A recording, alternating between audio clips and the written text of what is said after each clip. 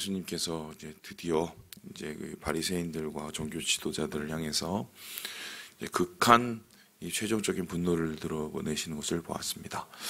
그것을 가리켜서 우리가 7화, 7번째에 이 화 있을진저라고 외치는 7화를 보내게 되는데요. 예수님은 이 바리새인들이 이렇게 화의 대상이 될 수밖에 없는 이유, 하나님의 심판을 받을 수밖에 없는 이유는 한마디로 외식이라고 이야기합니다. 외식은 겉과 속이 다른 것이고, 외식은 앞과 뒤가 다른 것이고, 외식은 말씀과 삶이 다른 것을 의미합니다.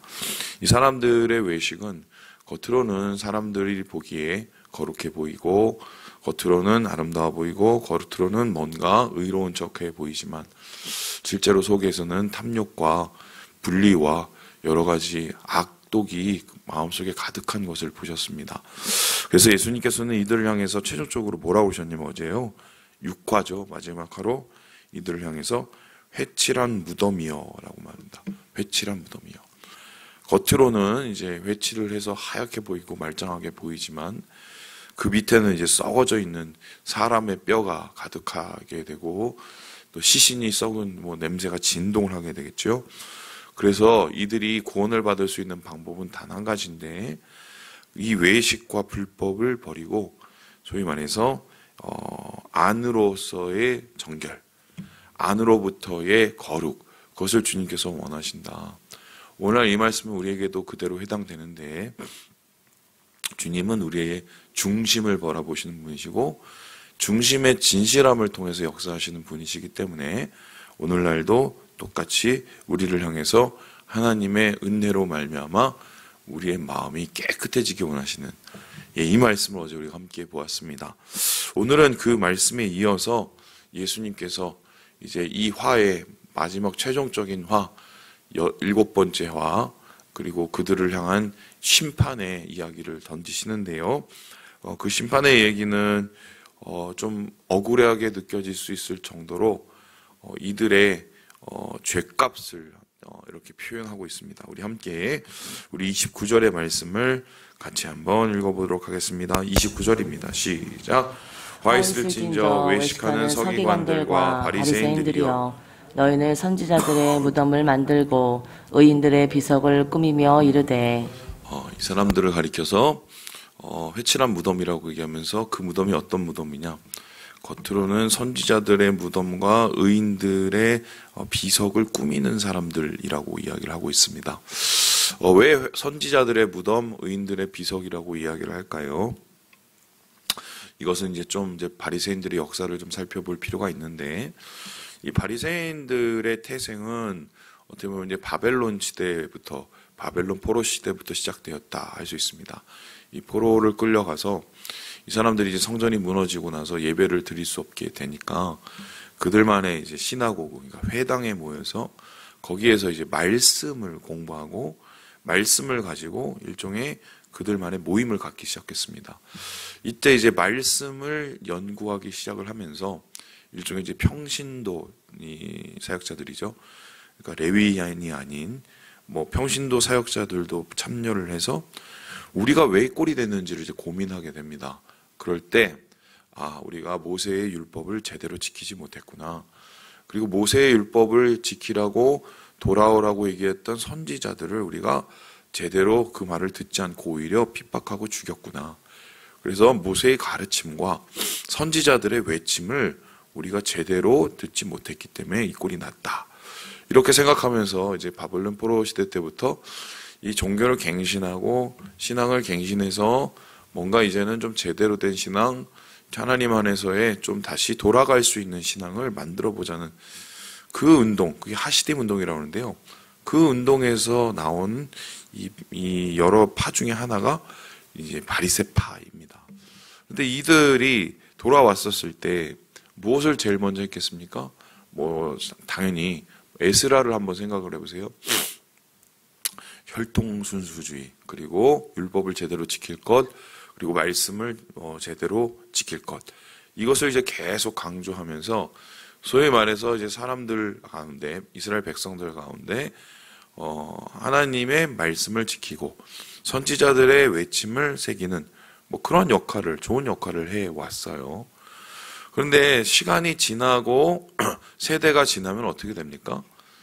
말씀과 가르침은 남아있을지 모르겠지만 사실 껍데기는 남고 그 중심에 있는 내용과 본질이 점점 사라지게 됩니다. 우리도 마찬가지죠. 맨 처음에 우리가 좋게 시작하려는 그런 마음들, 우리가 하나님 안에서 열심으로 섬기려는 그런 마음들 다 있었습니다. 그 모습이 하루 지나고 한 주 지나고 한 달 지나고 한 해 지나면 점점점 희미해져 가죠. 우리의 외형적인 모습은 남아있을지 모르겠으나 그 마음속에 있는 열정, 그 마음속에 있는 감동, 그 마음속에 있는 소명, 그 마음속에 있는 여러 가지의 뜨거운 하나님을 향한 사랑들이 점점 사라지지 않습니까? 똑같은 일이 일어나고 이게 이제 세대를 넘어가게 되면 그들의 자녀가 다시 주세대가 되고 또 그 자녀의 자녀가 주세대가 되면 형식은 남아있을 수 있지만 중심은 점점 옅어질 수 있다. 그래서 사실 우리에게 이 갱신과 부흥이 매일매일 매 세대마다 중요한 이유는 뭐냐면 우리의 비뚤어진 온도차, 우리의 비뚤어진 열정, 우리의 비뚤어진 이 내면의 거룩을 다시 새롭게 해야, 우리가 마음을 새롭게 해야 우리의 삶이 새로워지기 때문에 사실 이 부흥은 세대를 거쳐 계속해서 일어나야 되는데요. 지금 바리새인들은 그 작업이 제대로 되지 않았던 것 같습니다.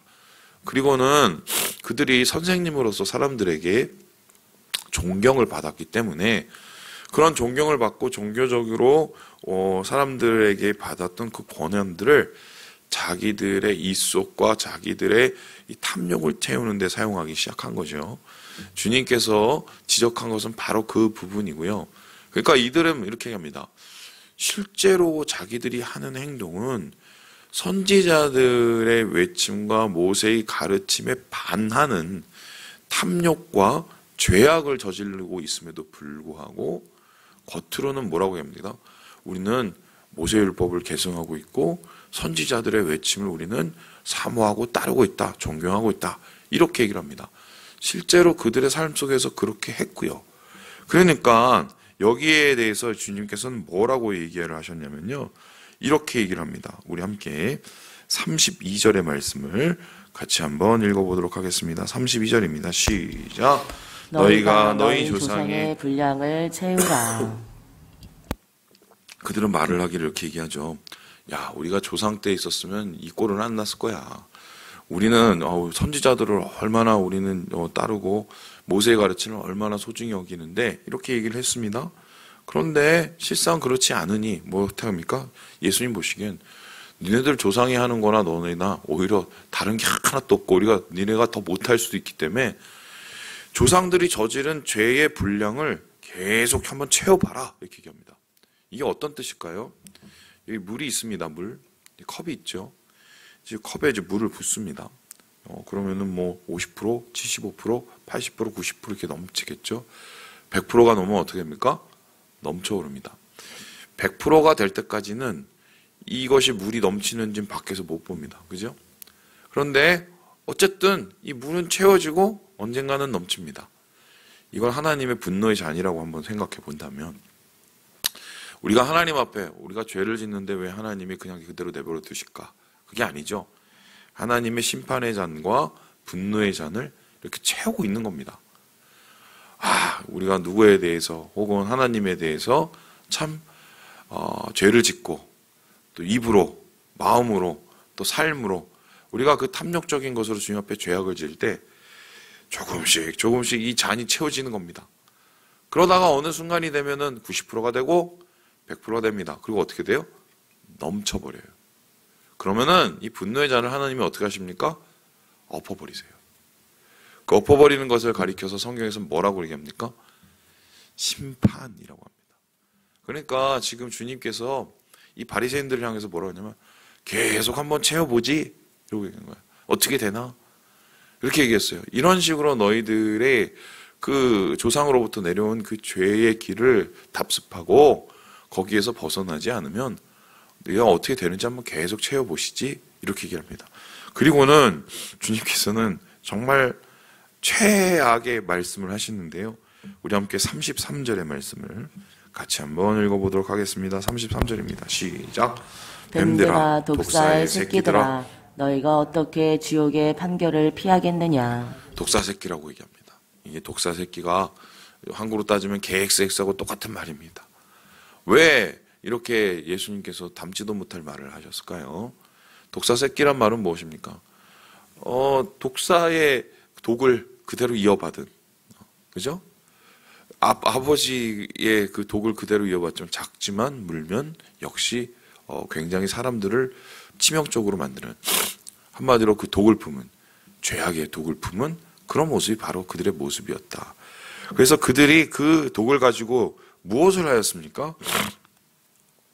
34절에 보면요. 선지자들과 지혜 있는 자들, 이 사람들을 회당에서 채찍질하고 박해를 했다. 십자가에 못 박았다라고 얘기합니다. 더불어서 35절에 보니까요. 아벨의 피부로부터 사가랴의 피까지 그 흘린 피가 다 너희의 것이다 라고 얘기합니다. 그러니까 네 책임이라는 거예요. 여기서 말하는 아벨이라는 것은 의인인데 억울한 죽음을 당한 최초의 사람이고, 이 사가랴라는 것은 역대기에 나오는 최후의 어떤 면에서 이 의인인데 선한 사람이 어쩌면은 그 억울한 죽음을 맞이한 그 모습입니다. 한마디로 그 억울한 죽음, 그리고 의인으로서의 사람들을 사랑하는 사람을 핍박하는 그런 모든 죄를 니네들이 다 답습하고 있고 다 덮었을 것이다. 그러니까 너희들이 하는 것은 지금 계속 물어뜯고 사람 죽이고 영혼을 죽이는 일인데, 결론적으로 주님께서 보내시는 오늘날의 선지자, 오늘날의 하나님의 사람들, 오늘날의 하나님의 의로운 말씀들을 너희들은 한마디로 물어뜯고 죽게 만들고 핍박하고 그들을 박해하는 일을 그대로 답습하고 있다라고 얘기합니다. 실제적으로 생각을 해봅시다. 여러분 아시는 것처럼 세례요한 죽였죠. 세례요한을 죽인 사람은 이제 헤롯, 당시의 헤롯 왕이었지만, 사실 거기에 방치하고 가담한 사람들은 바리새인들이었습니다. 그리고 사실 바리새인, 사두개인, 대제사장 이런 그룹이 정말 그들이 세례 요한을 선지자라고 여겼다면 그 세례 요한을 지키기 위해서 노력을 했겠죠? 그런 노력이 하나도 보이지 않아요. 거기뿐이죠? 아니죠? 여러분 보시는 것처럼 결국 이러한 바리새인들의 조상으로부터 내려오는 죄, 의인들의 피를 뿌리는 그 죄를 최종적으로 짓게 만든 게 누굽니까? 예수님의 피를 쏟게 만들고 십자가에 못 박아버리죠. 예수님은 어떻게 보면 하나님의 왕이요, 선지자요, 그리고 제사장이심에도 불구하고 이 바리새인들은 바로 그러한 예수님의 가르침이 자기들의 이익에 상반된다고 하는 것을 알았기 때문에 과감하게 그냥 죽여버렸습니다. 죽여버렸죠. 그래서 주님께서는 이러한 모습, 결국 이러한 피를 이들이 다 받을 것이라고 얘기를 하고요. 그 너희들에게 돌아가는 그 피를 무엇이라고 얘기를 하냐면요, 이렇게 말을 하고 있습니다. 우리 함께 38절의 말씀을 같이 한번 읽어보도록 하겠습니다. 시작. 보라, 너희 집이 황폐하여 버려진 바 되리라. 다 황폐해진다. 특별히 예수님께서는 이 황폐해지는 상황을 바라보면서 어떻게 말씀하시냐면, 여러분 잘 아시는 것처럼 37절에 보시는 것처럼 탄식을 하십니다. 예루살렘아, 예루살렘아, 선지자들을 죽이고 내게 파송된 자들을 돌로 치는 자요. 암탉이 그 새끼를 모으려고 그렇게 품으려고 그렇게 노력을 했건만 너희들은 도대체 왜 그따위 그 모양이라서 이 파멸을 자초하느냐, 이러면서 우십니다. 제가 이제 그 예루살렘 갔을 때 저는 이제 그런 곳이 있을 거라고는 상상도 못했는데, 예수님께서 예루살렘을 바라보시면서 이 암탉이 자기 새끼를 날개 아래 모으려 하고 여기에 대해서 슬퍼하신 그 장소가 있다는 거예요. 그래서 이제 가봤더니 어디냐면, 이제 예루살렘이 이렇게 앞에 보이고 예루살렘에서 내려와서 올라가면 감람산이 있어요. 감람산. 이제 감람산이 여러분 아시면 그 꼭대기가 겟세마네 언덕이거든요. 근데 이제 겟세마네 언덕으로 올라가는 입구 쪽에 뭐가 있냐면 이제 주기도문 교회가 있습니다. 그래서 예수님께서 제자들에게 기도를 가르친 그 주기도문 교회가 있는데 그 주기도문 교회 바로 이제 옆에 창이 크게 하나가 있어요. 이제 그거를 가리켜 이제 바로 이 포인트가 바로 예수님이 예루살렘을 보시면서 참 가슴 아파하시고 우셨던 그 포인트다라고 얘기를 해주시더라고요. 보니까 이제 성전이 잘 보여요. 거기서 지금은 성전은 이제 완전히 그 사원이죠. 이슬람 사원이지만 그 자리를 딱 보면서 예수님께서 우셨다. 곧 황폐하게 되고 멸망하게 될 예루살렘의 모습을 보시면서 우셨다라고 얘기를 하시는데 실제적으로 주님께서 공생에 마치시고 십자가에 달려서 돌아가신 후에 40년도 채 못 돼서 어떤 일이 일어납니까? 이 70년이죠. 서기 70년에 이 로마의 티투스라는 이 장군이 와서 예루살렘을 완전히 쑥대밭으로 만들고 성전을 완전히 무너뜨리고 그 위에다가 돼지 피를 뿌렸어요. 왜 돼지 피를 뿌렸습니까?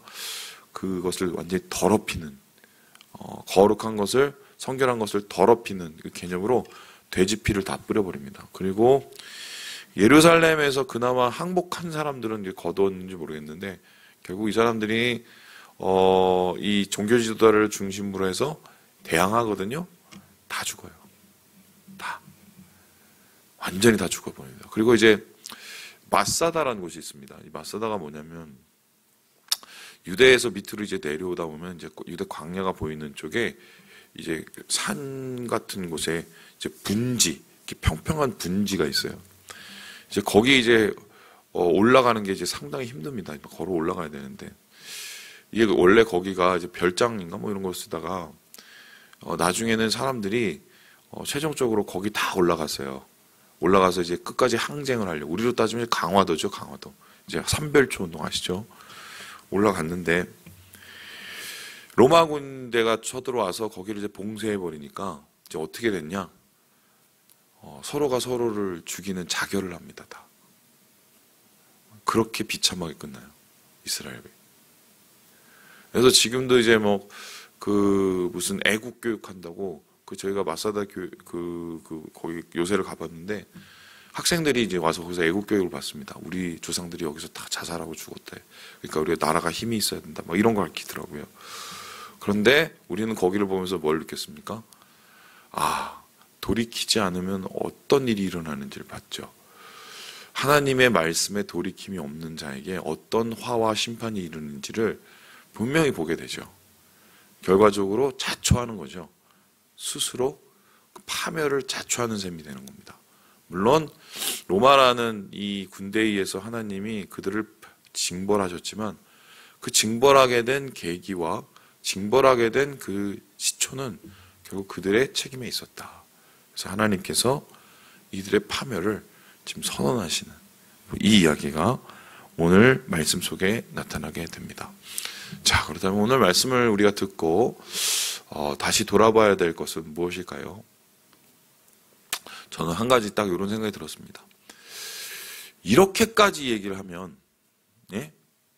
인간적으로 이렇게까지 얘기를 하면 지금 면전하다 되고, 야, 니네 쫄딱 한번 다 망해봐. 한번 계속 해봐. 아주 어떻게 되나. 아주 한번 얻어맞아 봐. 예수님이 이렇게 얘기했어요. 야, 이 독사 이 새끼들아. 이렇게까지 얘기를 하면 마음이 솔직히 한 번이라도 찔려야 되는 거 아니겠습니까? 원래 그러시던 분이 아닌데 그렇게 얘기를 하는데. 근데 이 사람들은 어떻게 됐어요? 더 마음이 강팍해졌죠. 우리도 사실 똑같을 수 있어요. 하나님께서 우리에게 경고를 하시고 하나님께서 분명히 우리에게 돌아올 것을 또 주님 앞에서 우리가 새로워질 것을 요구받음에도 불구하고 그 말을 순전한 마음으로 받아들이면은 그게 은혜요 축복이지만 거기 앞에서 강팍해지면 그건 방법이 없어요. 방법이. 그래서 우리의 마음이 주님 안에서 정말 아이와 같은 마음으로 순전해야겠다. 순전해야겠다. 하나님의 가르침이 때로는 쓴 약처럼 느껴질지 모르나 우리가 순전한 마음으로 그걸 받아들여야겠다. 말씀을 마칩니다. 우리 사랑하는 여러분, 주님이 말씀하실 때 아멘으로 응답하시고 그 말씀에 우리가 돌이켜서 주님 주신 축복을 모두 누리시는 오늘 하루 되시길 주님의 이름으로 축원합니다.